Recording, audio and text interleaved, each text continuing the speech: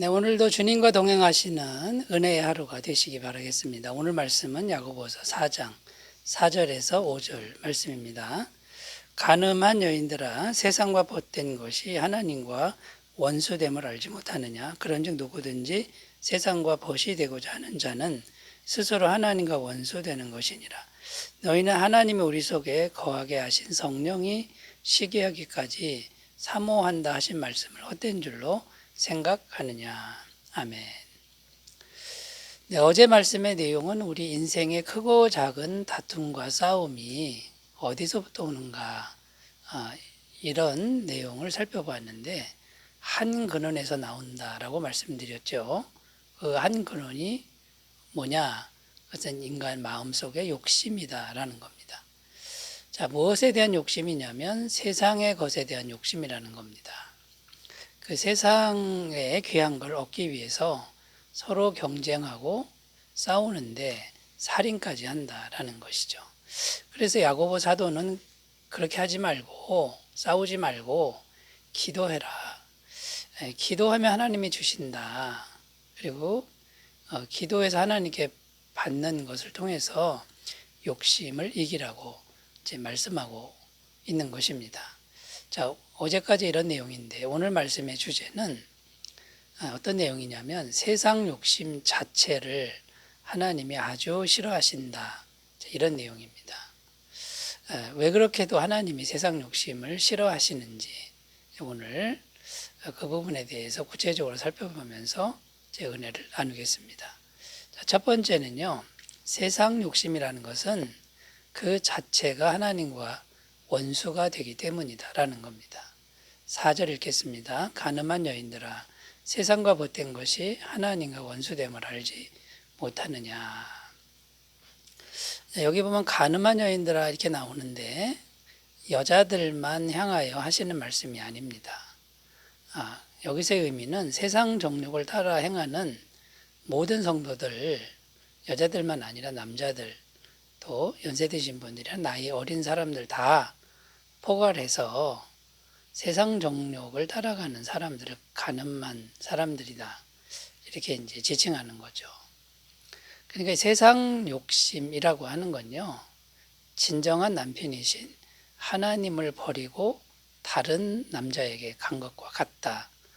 하나님이 이렇게 보신다라는 겁니다. 그러니까 세상 욕심 자체를 아주 싫어하신다라는 거죠. 자, 그러면 세상에 대한 욕심이 왜 영적인 간음이 되는 것일까요? 이걸 좀 살펴보면요. 첫 번째는요, 사랑의 문제라는 겁니다. 무엇을 진정으로 사랑하느냐, 이 사랑의 문제라는 거죠. 하나님을 사랑하느냐, 죄의 욕심, 세상 욕심을 사랑하느냐. 결국 세상 욕심을 따라가는 건 죄의 정욕을 사랑하는 것과 같다. 이 사랑의 문제라는 겁니다. 요한일서 2장 15절 16절 이 세상이나 세상에 있는 것들을 사랑하지 말라. 누구든지 세상을 사랑하면 아버지의 사랑이 그 안에 있지 아니하니 이는 세상에 있는 모든 것이 육신의 정욕과 안목의 정욕과 이생의 자랑이니 다 아버지께로부터 온 것이 아니요 세상으로부터 온 것이라. 그러니까 세상을 사랑하면 하나님의 사랑이 없는 것이다. 이렇게 말씀하고 있는 겁니다. 또 왜 하나님이 세상 욕심 자체를 싫어하냐면요. 이거는 누구를 따라가느냐의 문제입니다. 그러니까 세상 욕심은 마귀를 따라가는 것이다. 그러니까 다른 남자를 따라가는 것이다 라는 거죠. 하나님을 따라가야 되는데 에베소서 2장 2절입니다. 그때의 너희는 그 가운데서 행하여 이 세상 풍조를 따르고 공중의 권세 잡은 자를 따랐으니 곧 지금 불순종의 아들들 가운데서 역사하는 영이라. 그러니까 세상 영, 곧 마귀의 영을 따라가는 문제이기 때문에 이건 싫어할 수밖에 없으시다는 겁니다. 세 번째는 누가 진정한 주인이냐의 문제라는 겁니다. 그러니까 세상이 주인이냐 아니면 하나님이 주인이냐. 그러니까 당연히 하나님이 주인이 되어야 되는데 세상 욕심은 세상이 주인이 되는 겁니다. 그러니까 하나님이 아주 싫어하시는 것이죠. 마태복음 6장 24절 한 사람이 두 주인을 섬기지 못할 것이니 혹 이를 미워하고 저를 사랑하거나 혹 이를 중히 여기고 저를 경히 여김이라. 너희가 하나님과 재물을 겸하여 섬기지 못하느니라. 그러니까 세상과 하나님을 둘 다 섬길 수는 없다라는 문제입니다. 그러니까 남편을 둘 수는 없다. 이제 이런 문제가 되는 거죠. 여러분, 세상 욕심 자체가 하나님이 아주 싫어하시는 것이라는 것을 이제 우리가 분명히 알았으면 좋겠고요. 이 세상 욕심에 대한 것을 자꾸만 내려놓는 그런 훈련을 하셨으면 좋겠습니다.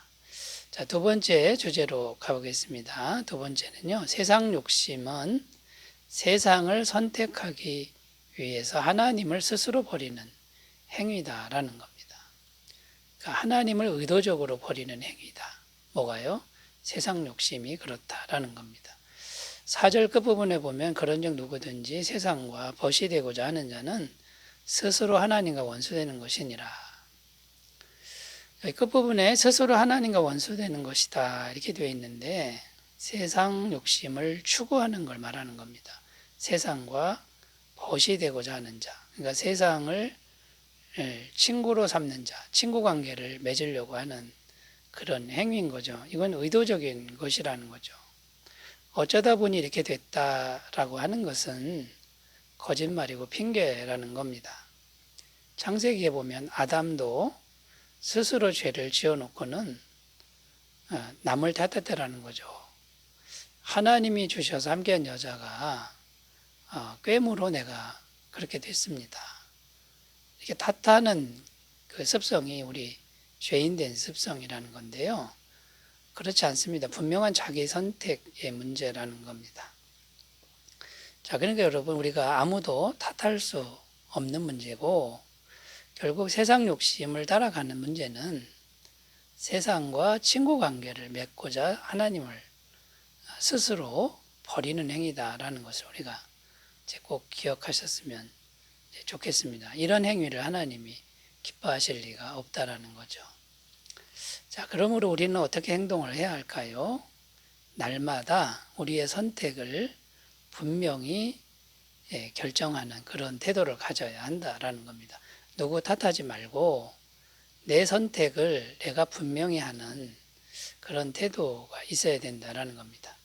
여호수아 24장 15절 만일 여호와를 섬기는 것이 너희에게 좋지 않게 보이거든 너희 조상들이 강조 쪽에서 섬기던 신들이든지 또는 너희가 거주하는 땅에 있는 아모리 족속의 신들이든지 너희가 섬길 자를 오늘 택하라. 오직 나와 내 집은 여호와를 섬기겠노라 하니. 이 여호수아처럼 분명한 선택을 하라는 겁니다.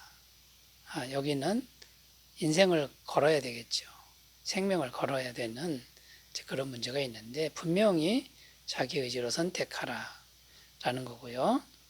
그 다음 두 번째는 선택을 하기 위해서는 버릴 것도 분명히 해라. 희생할 것도 분명히 정해라. 이런 의미가 있습니다. 신명기 30장 15절 16절 보라 내가 오늘 생명과 복과 사망과 화를 내 앞에 두었나니 곧 내가 오늘 내게 명령하여 내 하나님 여호와를 사랑하고 그 모든 길로 행하며 그의 명령과 규례와 법도를 지키라 하는 것이라. 그리하면 내가 생존하며 번성할 것이요 또 내 하나님 여호와께서 내가 가서 차지할 땅에서 내게 복을 주실 것임이니라. 그러니까 여러분 생명과 사망 그 다음에요 복과 화 이게 우리 앞에 있는데요. 어느 하나를 선택하면 다른 거는 당연히 버려야 되고 아깝지만 희생해야 되는 거 이걸 분명히 하라는 것이죠. 마태복음 16장 24절 이에 예수께서 제자들에게 이르시되 누구든지 나를 따라오려거든 자기를 부인하고 자기 십자가를 지고 나를 따를 것이니라. 우리가 예수님을 따라가기로 선택했다 이 말은 자기를 부인하는 겁니다. 자기 욕심 내려놓는 거고 자기 십자가 고난을 각오하는 거고 죽음까지도 각오하는 그런 태도가 필요하다라는 것이죠. 자, 여러분 세상 욕심은 스스로 하나님을 버리는 행위라는 걸 우리가 꼭 명심하셨으면 좋겠습니다. 자, 세 번째 주제로 가겠습니다. 하나님은 세상 욕심을 왜 싫어하는가? 세 번째는요, 우리를 향한 하나님의 사랑이 절대적이기 때문이라는 겁니다.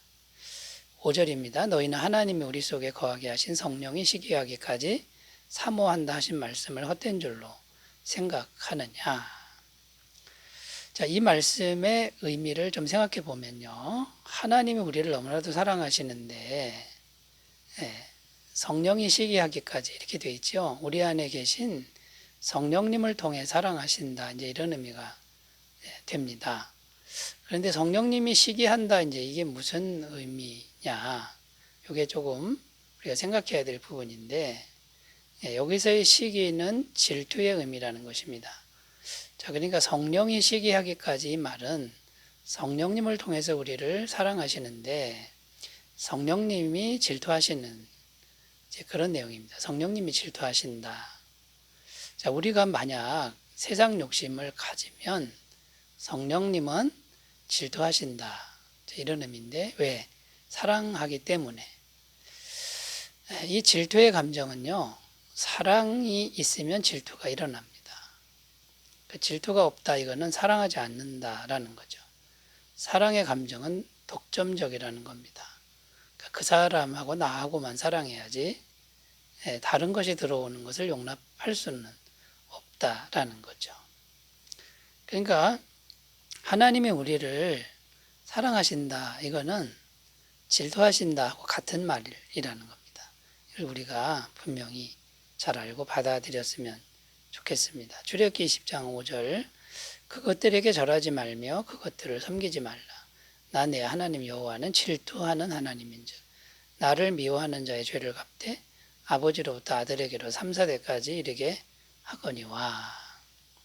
그러니까 세상 욕심, 우상, 이런 것들을 마음에 두면 하나님은 질투하시고요, 또 하나님을 미워하는 것으로 간주하신다, 이렇게 되어 있습니다.